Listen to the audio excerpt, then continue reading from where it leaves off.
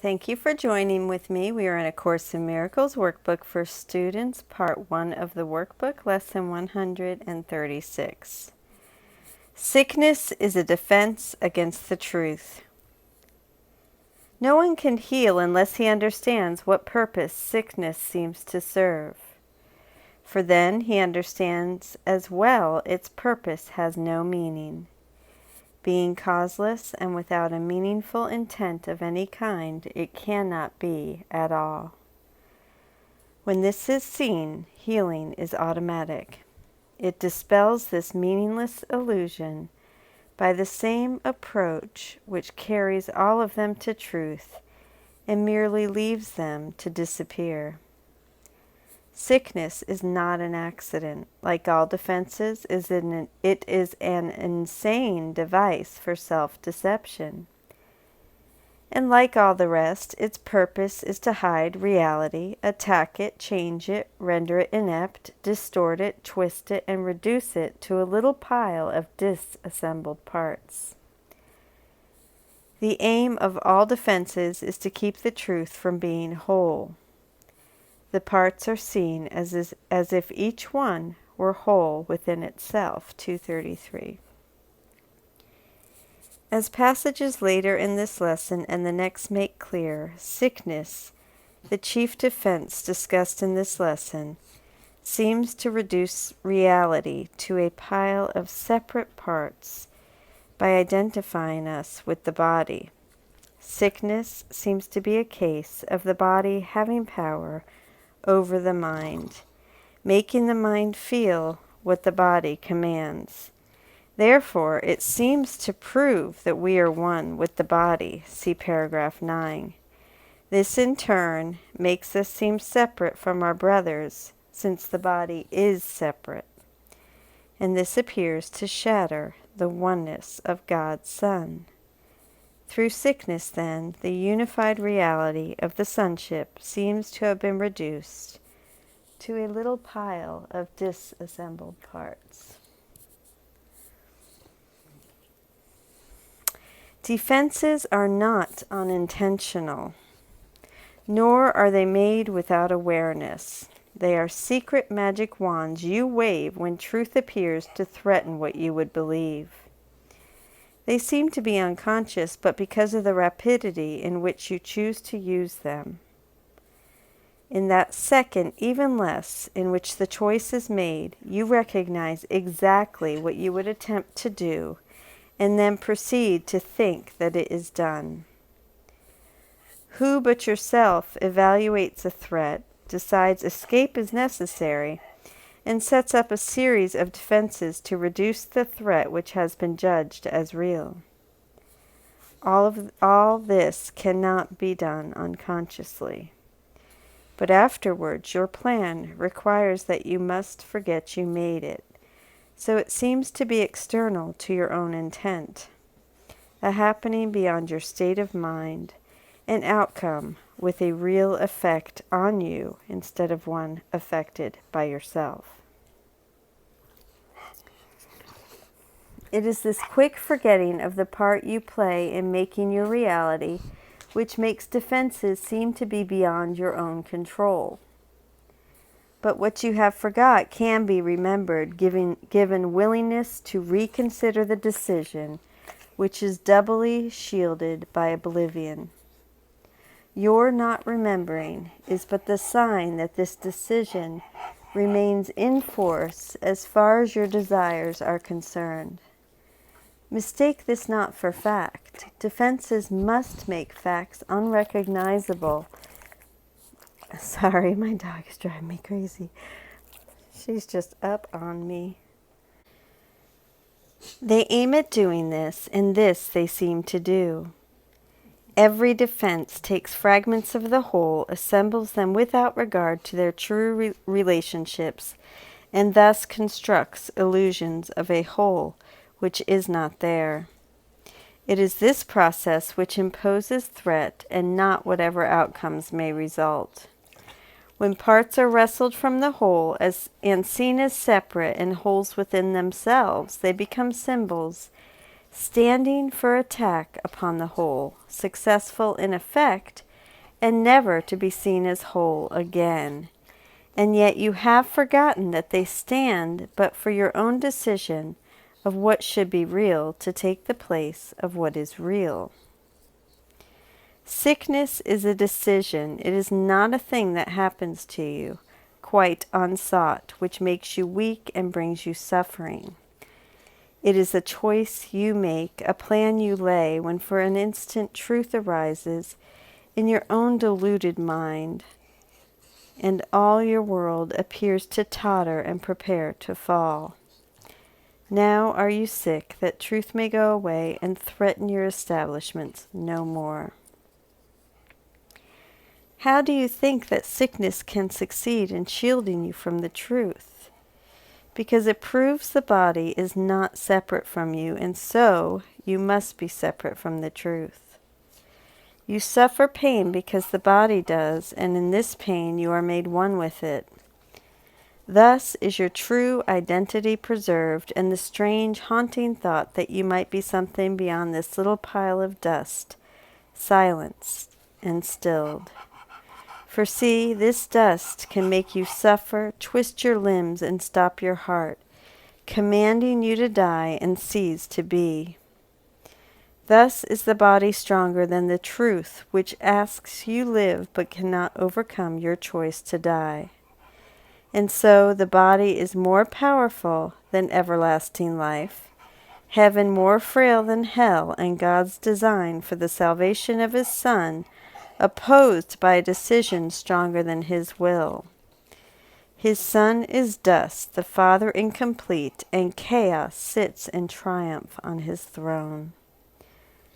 Such is your planning for your own defense, and you believe that heaven quails before such mad attacks as these.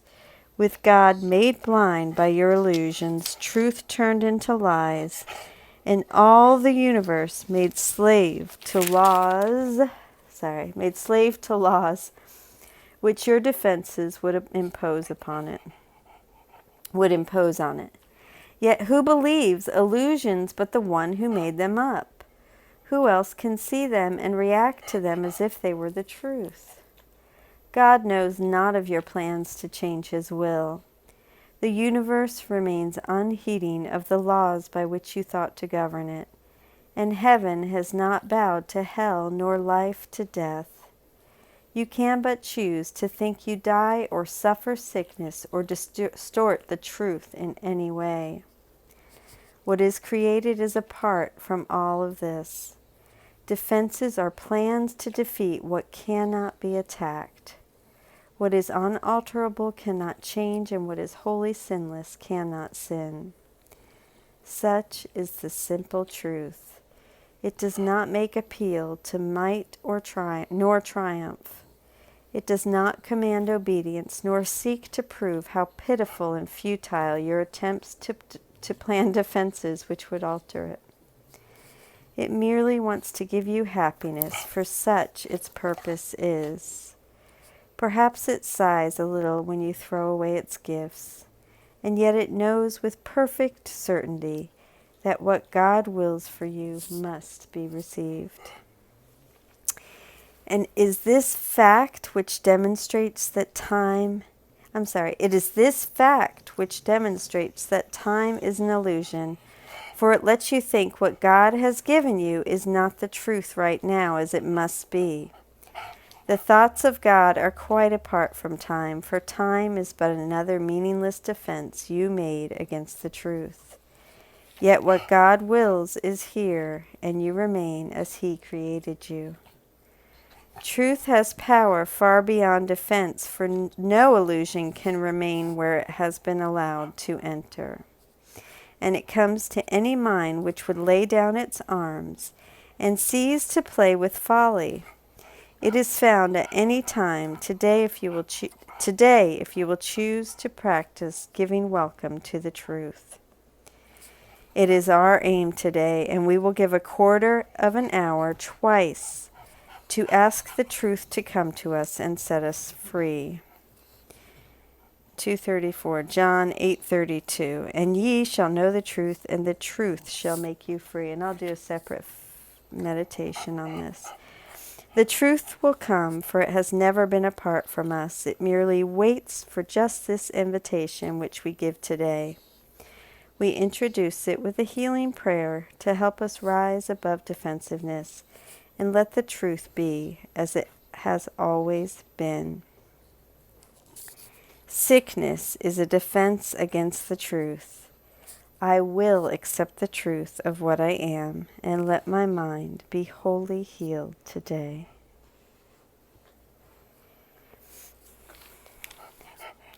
Healing will flash across your open mind as peace and truth arise to take the place of war and vain imaginings. There will be no dark corners sickness can conceal and keep defended from the light of truth. There will be no dim figures from your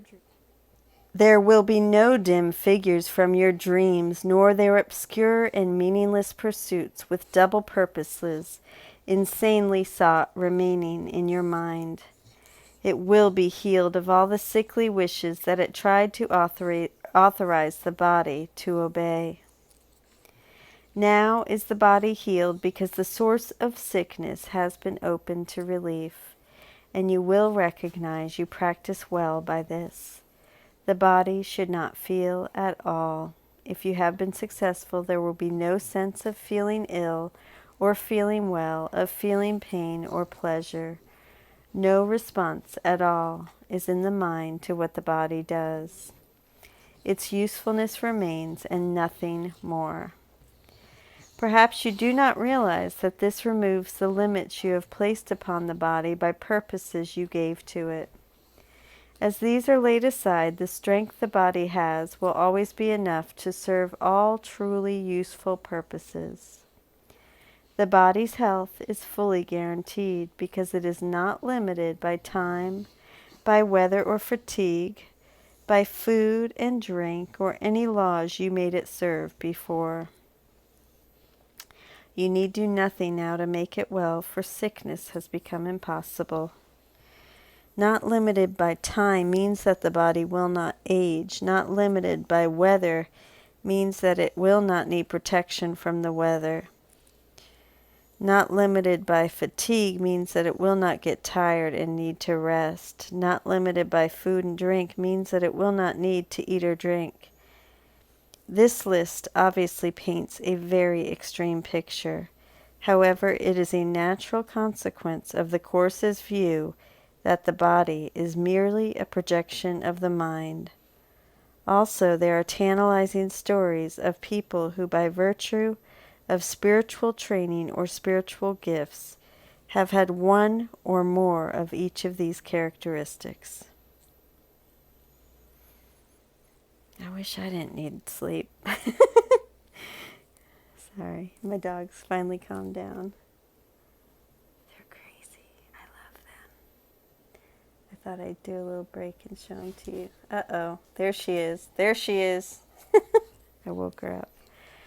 Okay, I'm sorry. All right, so where was I? You need do nothing to make it well, for sickness has become impossible. Yet this protection needs to be preserved by careful watching. If you let your mind harbor attack thoughts, yield to judgment, or make plans against uncertainties to come, you have again misplaced yourself and made a bodily identity which will attack the body, for the mind is sick. Give instant remedy should this occur by not allowing your defensiveness to hurt you longer. Do not be confused about what must be healed, but tell yourself, I have forgotten what I really am, for I mistook my body for myself. Sickness is a defense against the truth, but I am not a body, and my mind cannot attack, so I cannot be sick. Just waiting there for me. This statement is a refutation of two primary causes of sickness. One cause is the belief that we are a separate body. This is a sickness of the mind that we then project onto the body. Another cause is the belief that we have genuinely attacked. This leads us to punish the body as payment for our sins. if neither one of these causes is actually real. If we are not a body and if we cannot truly attack, then sickness has no cause and cannot be. I love these footnotes. I hope you enjoy them too. Now this is Robert Perry and Alan Watson commentary on Lesson 136. Sickness is a defense against the truth. Look at my little girl on my leg. Where is she? Oops, my leg's down there. She's so sweet. Sorry. Okay. Sickness is a defense against the truth. So 2 times for 15 minutes, and I'll do a separate meditation. Begin with the healing prayer. Sickness is a defense against the truth. I will accept the truth of what I am, and let my mind be wholly healed today. With this prayer, you are asking that your mind no longer employs sickness to prove to you that you are a body. Instead, you ask for the realization of who you really are, which is spirit. After making this invitation, keep your mind silent and alert, poised to receive the answer to your request. Open your mind and let healing flash across it. Let all the purposes you gave your body be wiped clean as the truth of who you are dawns upon your clear and open mind. If you practice well, your body will have no feeling. It will feel neither ill nor well, neither good nor bad. It will have no power to tell the mind how to feel. Only its usefulness will remain. Indeed, its usefulness will increase, for it was the purposes you laid on it that made it weak, vulnerable, and sickly. As these are all laid aside, the strength the body has will always be enough to serve all truly useful purposes. You must, however, protect this state with careful watching, responding quickly to any thoughts which imply you are a body. For these thoughts make the mind sick, and it will then attack the body with sickness. Response to temptation: whenever you have attack thoughts, judgments, or make plans, give instant remedy by saying, I have forgotten what I really am, for I mistook my body for myself. Sickness is a defense against the truth, but I am not a body, and my mind cannot attack, so I cannot be sick. The last lines hearken back to a text passage which says that there are 2 premises necessary for sickness to occur: that the body is for attack, and if I can turn this page eventually, that you are a body, and that you are a body. So that the body is for attack and that you are a body. That's in chapter 8. If you can truly accept that you are unable to attack and that you are not a body, then sickness is inconceivable. Now on to Alan Watson's commentary. This is another of those lessons that will repay careful study. There is a lot of good stuff in here. Excuse me. The main thought is plainly stated. Sickness is a means we use to defend ourselves against the truth. It is a decision we make, chosen quite deliberately when truth gets too close for comfort, in order to distract ourselves and root ourselves once again in the body. On the bright side, then, when we get sick, we can congratulate ourselves that we must have been letting in the truth if the ego is getting this scared of it. For instance, in 1995, Robert and I gave a weekend intensive on We Are the Light of the World, Accepting Our Function. During that weekend, I found myself being deeply impressed by the message the Course was conveying to us all. The day after the intensive, I got diarrhea. Now, there is little that brings you down to a body level like having to run to the toilet all the time. But I actually found myself being amused by it. How like my ego, I thought. What a predictable reaction. Instead of having the desired by the ego effect, it had the opposite. It served to remind me of the truth instead of distracting me from it. And guess what? It very quickly went away. Defenses that do not work at all are automatically discarded. Most people react to being told they chose sickness by flatly denying it. This is not something that is easy to discover. The lesson says our choice is doubly shielded by oblivion. We choose first to hide the pesky truth that has been nibbling away at our delusions of separation and of the physical nature of our identity by making ourselves sick. That is the original decision we made. Then we choose to forget we did it. The first shield of oblivion. Finally, we forget that we chose to forget. The second shield. All of this happens in a split second. In that split second, we are conscious of what we are doing, but the shields are up so quickly that the whole process seems to be unconscious. We need to remember what we have forgotten. The deliberate forgetting of our choice. We can remember if we are willing to reconsider the decision, which is doubly shielded. That is, the decision to run away from the truth.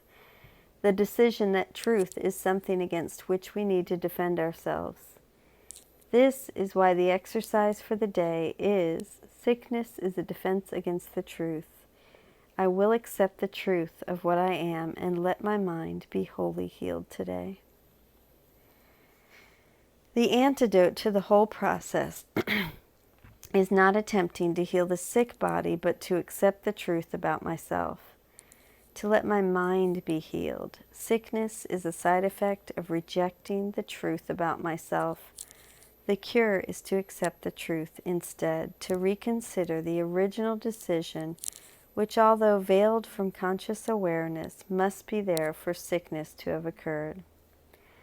The lesson warns us in the final paragraph, do not be confused about what must be healed. It isn't the body that needs healing, it is our mind. This agrees with the text, which tells us, when the ego tempts you to sickness, do not ask the Holy Spirit to heal the body, for this would merely be to accept the ego's belief that the body is the proper aim of healing. Ask rather that the Holy Spirit teach you the right perception of the body, for perception alone can be distorted. It is that original decision to reject the truth of what we are because it seems to threaten what we think we are that must be questioned and reversed. The lesson says some rather incredible things about the body of a person whose mind is healed and whose body has been accepted as nothing but a tool to be used to heal the world. The body's strength will always be enough to serve all truly useful purposes. The body's health is fully guaranteed because it is not limited by time, by weather, or fatigue, by food and drink, or any laws you made to serve it before. If a body is not limited by time, it does not age. Not limited by weather, it needs no clothing or shelter. Not limited by fatigue, it needs no sleep. Not limited by food or drink, it does not need to eat. Who of us can say this is true of us? Perhaps we have experienced a few glimmers of such brilliant light. Fatigue thrown off, lack of food overlooked for a time. But no one I know is at this stage of perfect trust. We have a ways to go, you and I, so do not think we need to be surprised when a cold attacks or the flu gets us down, or even something more serious happens. We're still afraid of the truth. Big surprise. Rather than thinking, oh, why did I do this to myself? What is wrong with me that I'm still getting sick? Let me say, oops, I made a mistake. I forgot what I really am and mistook my body for myself. Silly me. I just need to remember that I am not a body. This isn't what I am. The sickness of the body can then become a catalyst for the healing of my mind instead of a defense against the truth. And I'm sitting here. I have like carpal tunnel. I think that's what it is. Feeling guilty about it, and being tired all the time. I'm sitting, and Kenneth Wapnick died of cancer, and it's and all of that promotes, for me, it promotes guilt, and that is not what it's about. So that is an attack, so I go right into attack when I feel guilty about associating my body to who I am. So anyway, I know the meditations will definitely help, and there's nothing to feel guilty about, nothing. Any pain, ailment, sickness, illness, terminal or not, there's no guilt. We forgot who we really were, really are, and mistook our body for ourselves. We can use it as a catalyst for the healing of my mind instead of a defense against the truth. So thank you for joining with me. I just wanted you to see my little girl again. She's so sweet. And that's Greta. That's Bentley. They're so cute. I love you. Thank you.